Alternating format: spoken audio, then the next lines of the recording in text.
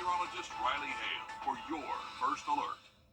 You can find ice-cold refreshment right here at Parker's Kitchen. Cool off with a large fountain drink for just 99 cents. That's a huge sweet tea for less than $1 at Parker's Kitchen. You're watching News 12 live at 5. Continues. Today, a Washington County woman accused of scamming hundreds of people across the globe is denied bond. Good afternoon, I'm Zaina Halliburton. Destiny Magoon is facing 12 felony counts of theft by deception for allegedly taking personal mementos like cremated remains, locks of hair, and more from grieving victims. And it's not just locally. Magoon's alleged victims are spread across the country, plus Canada and Australia.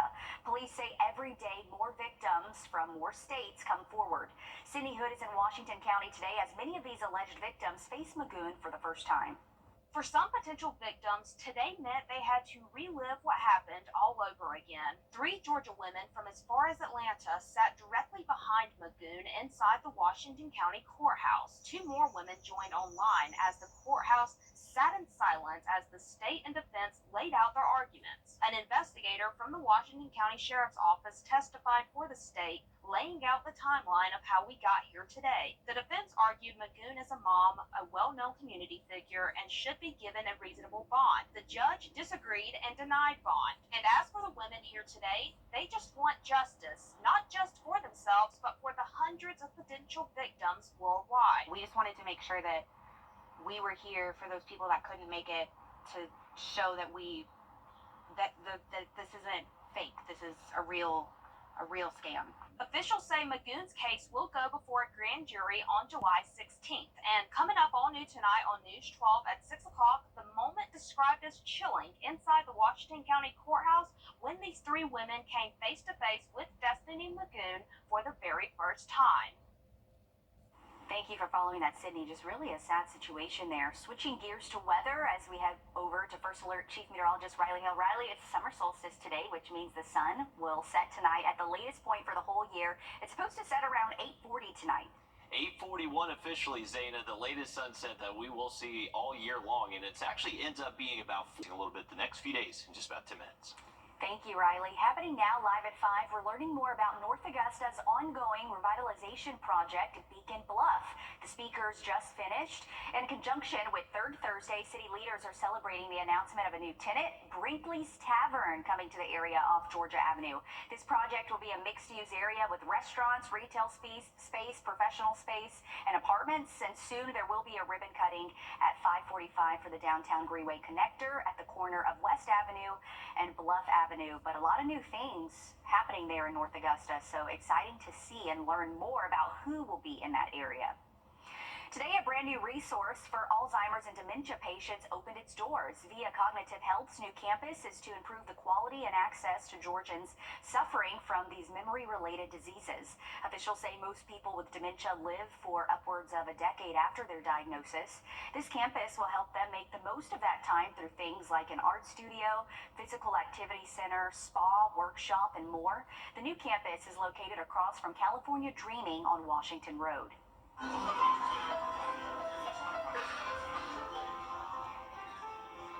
The Jesse Norman School of the Arts gifting an upright painted piano to Augusta Transit today. You might have seen one of the many painted pianos around Augusta already. This is just the latest addition and a way to put music and visual arts in the hands of the community. Anyone is welcome to sit down and play. You can find this piano at Augusta Transit's main terminal on Broad Street. All right, if you're talented, take part. I know I am not. Well, live at 5, Governor Brian Kemp is back from a trip to South Korea, pushing to bring more foreign investment to our state. Georgia State House reporter Abby Kastouris explains how building international relationships could mean big money for the state economy.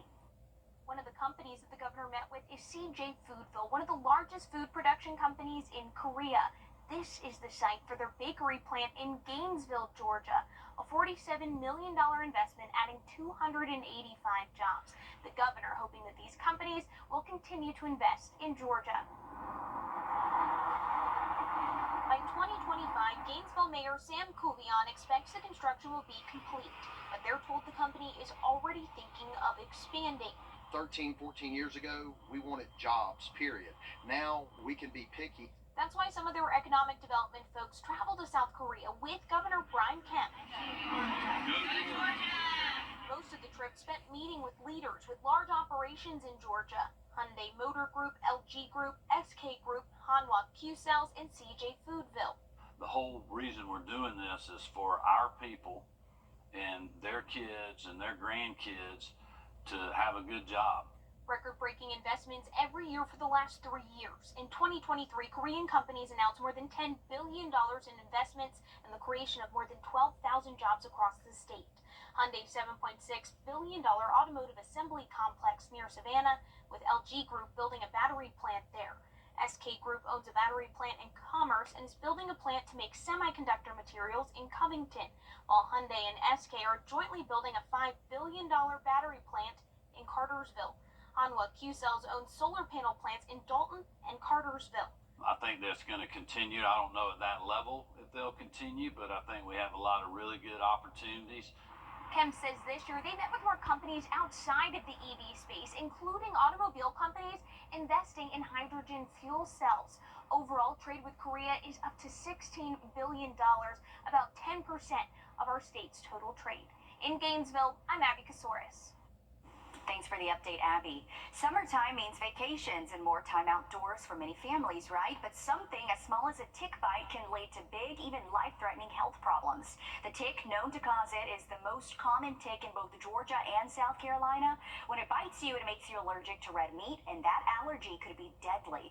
It's not easy to pinpoint either because symptoms don't show up for 6 to 8 weeks, sometimes longer after a tick bite. And when they do, it's not immediate like a normal food allergy. You have a reaction hours later, usually in the middle of the night. It's not just beef, it's anything with a hoof or no pork or venison or lamb. And you have to worry about cross-contamination. Even using the same grill can cause a reaction. It's the paranoia of it and the not knowing. You can do everything in the world that you want to prevent, but you can't control what they do in that kitchen at a restaurant. But what are your options? To just sit at home and never go out to eat with friends and family? And you just have to do your due diligence and say, hey, can you cook my meat separately? Oh man, that's scary. That's Taylor Hartley, an avid hunter and fisherman who works outside. He was diagnosed back in November, but he's not alone. His doctor tells us he has hundreds of patients just like him, even though Georgia DPH says alpha-gal is rarely reported in Georgia. All new on News 12 at 6 o'clock tonight, a new bill in Washington, D.C. could change the way doctors track alpha-gal. Plus, a local doctor says he thinks more than just the Lone Star tick causes it. Really makes you question being outdoors, but what are you going to do, Riley? And it's tick season, Zane. I know Meredith Anderson, she's actually covered some local people that have actually contracted alpha-gal, so definitely pay attention outside and wear that bug spray. We do have some hot temps showing back up the next couple of afternoons. Definitely going to feel more humid, so potentially maybe a few thunderstorms out there. Have a look at the full forecast coming up. Time and Temp, brought to you by your First Alert weather team. Introducing the First Alert Radar Network. With up to 10 times the resolution of other local radars and technology that can pinpoint right down to your street. First just got faster. Interiors Market is having a huge indoor tent sale now through June 23rd with extended hours. This store is overstocked. Everything is ready for immediate delivery. Absolutely everything is on sale, in stock and special order. Inventory changes daily. The best prices of the year. You don't want to miss this sale. Open every day now through June 23rd with extended hours. Check out all that is new at Interiors Market, located across the street from Weinberger's Furniture. Years ago, I lost Weekend. Here's a look at the storm chances. You can see we're definitely going to be more in a summer-like pattern. So each day for the rest of this week and next week, we'll just have that potential maybe for a few bubble-up storms late into the day that will last through sunset. But if you have outdoor plans, definitely don't cancel anything just yet. There will be plenty of dry weather mixed in. Many athletes try their entire lives and never make an Olympic team. For Olympian Davis Tarwater, a decision by Michael Phelps helped his dreams come true. Garrett Short explains. Making the team, sponsored by Jim Hudson Automotive Group. Time is everything. For Olympians, it's measured in seconds and in 4-year increments. As a swimmer, every 4 years is the Super Bowl for us. Representing the Stars and Stripes at the Olympics is the ultimate goal for swimmers in the U.S. But to do that, you have everything to prove and plenty to lose. You distill those 4 years down into this one moment, and it can be kind of overwhelming. Davis Tarwater made 4 appearances at the Olympic trials. His history of close calls with Team USA began in 2004. I actually missed the Olympic team by 2 spots. I was 4th, and the person that was 2nd was about 0.4 of a second ahead of me. So I barely missed it. Ultimately, in 2008, I was 3rd in my best event, but I had the 3rd fastest time in the world going into the Olympics. The U.S. boasts some of the best swimmers in the world, which makes the trials and making the team all the more difficult, both physically and mentally. Dealing with that pressure is very challenging. In 2008, when I was at the top of my game and trying to go for a spot on the 200 butterfly, I didn't handle that pressure as well as I could have. And I really think I let the moment get a little bit too big for me. Which left 2012, one last chance to don the red, white, and blue. They took the top 6, and I was 7th at the Olympic trials. Headed towards retirement, swimming decided it wasn't done with him yet. After the meet, Michael Phelps withdrew that event from his Olympic schedule, and that moved me up. What resulted is a gold medal for Team USA and a lifetime of realized dreams for Tarwater. If you just give yourself enough chances and just keep showing up, good things happen. A lifetime packed into a handful of moments that can change someone's life forever. That is what makes the Olympics so much fun to watch.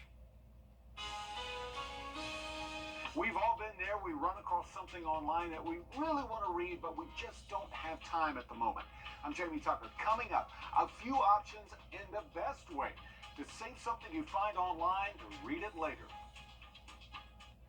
First Alert Radar, powered by Jim Hudson Automotive Group.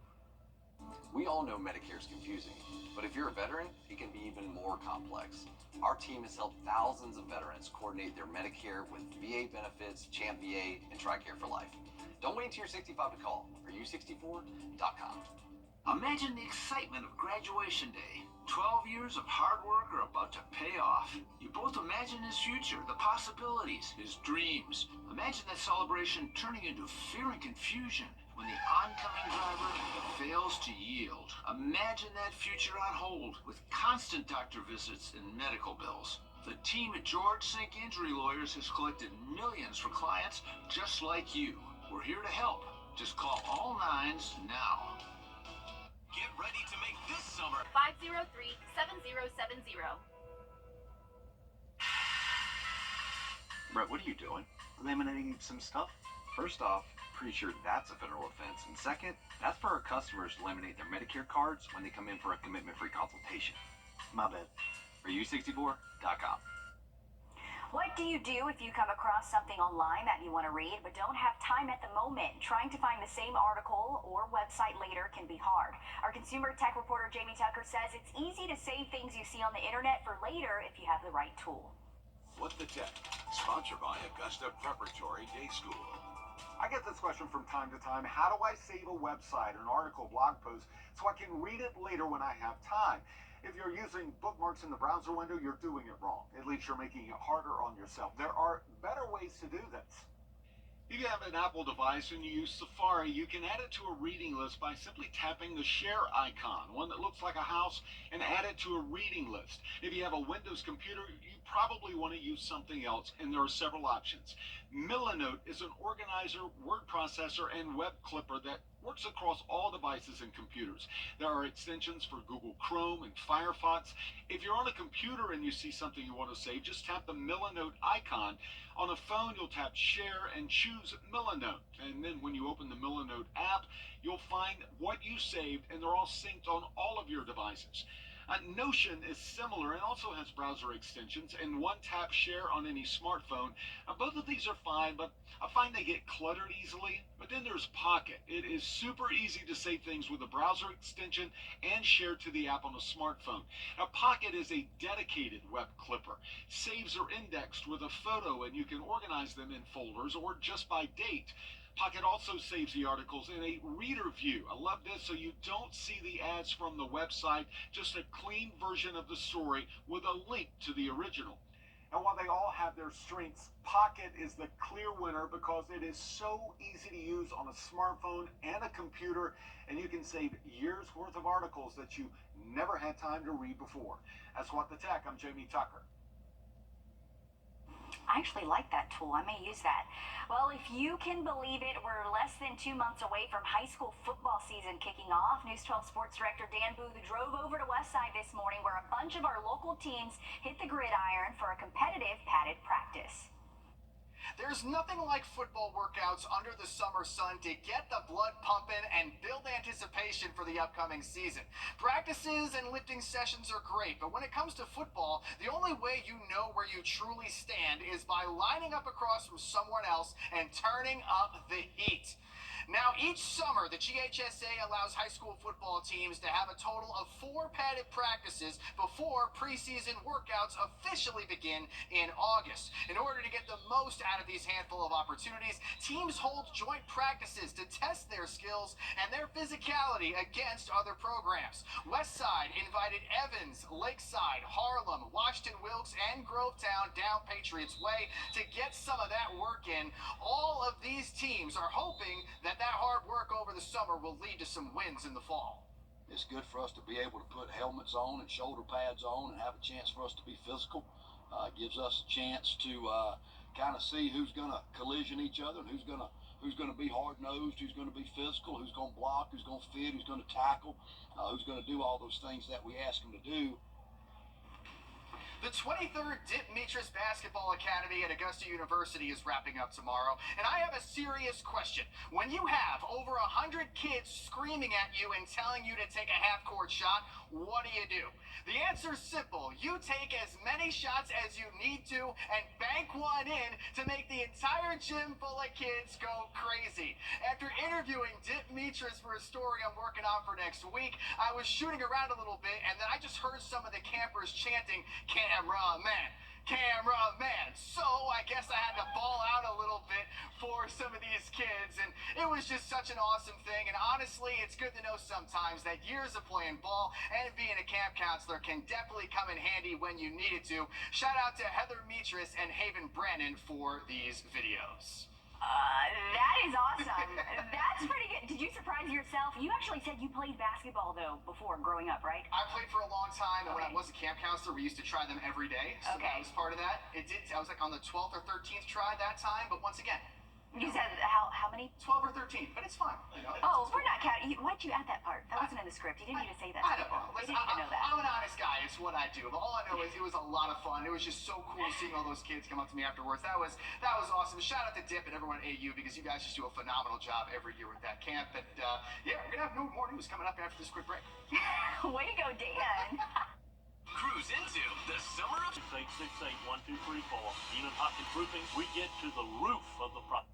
All right, checking in our thermodam cam again. It looks like our control bird is starting to settle down a little bit. Doesn't look quite as rambunctious as what it was just about a couple hours ago, but hopefully that does ember out. Could still see some smoke around the lake over the next couple of hours. Isolated storms, heat, and humidity. That's going to be the forecast all the way through the weekend. Stay safe.